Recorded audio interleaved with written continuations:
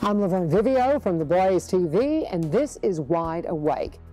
Now, I want to talk to you about something that Glenn encourages us all to do, and that's to be writers or diary keepers, journal keepers, so that our descendants will have an accurate record of what went on during this time period. Well, do you realize that the ancient writers, the ancient diary keepers, are one of the best ways we have to authenticate the works of the New Testament? And now I'm not talking about the original writers. I'm talking about writers that you might not have considered unless you're familiar with the work of Josh McDowell, Evidence That Demands a Verdict. We've looked at McDowell's work a couple of different times, and if you missed Wide Awake number 5, I'm going to link it at the end of this segment because I'll share with you an observation he made about the apostles that you've just got to hear. But we also looked at some of his material in Wide Awake number 2 when I asked the question, how do you answer those who want to mock the Bible and call it just a book full of archaic fairy tales? And we need to revisit that for a minute because it ties into what we're talking about today. But when we ask that question, Josh McDowell says that the best way to answer those who don't believe the Bible is valid is to do a side-by-side comparison of the New Testament to works that they consider without question to be valid works of antiquity. He said there's a couple of different ways that they authenticate those works.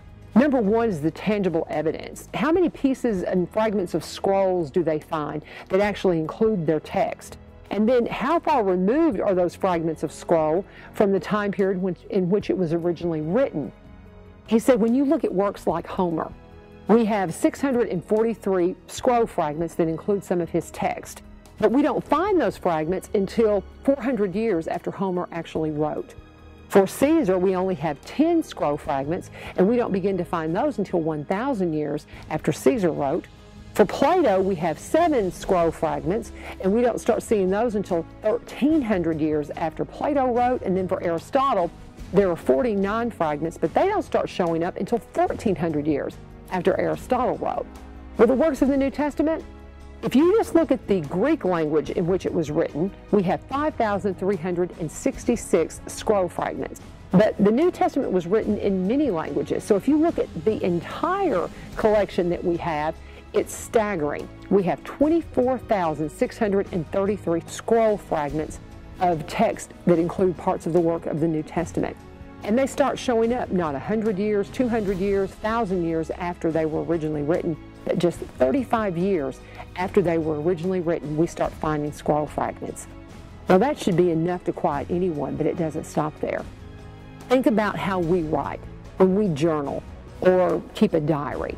If there's something that's been said that's really profound or something we can't believe was said, maybe we'll share that and write it word for word, or we could just have to copy and paste it into what we're writing.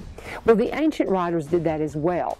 And they so highly regarded the work that Peter and John and Luke wrote in what we now call the New Testament that they quoted it so often that Mr. McDowell says you can take and destroy every tangible piece of evidence we have in the New Testament, completely destroy it, and you can completely recreate the New Testament, all but 11 verses from quotes where somebody else quoted the original writers in a time period of just 150 to 200 years after it was originally written.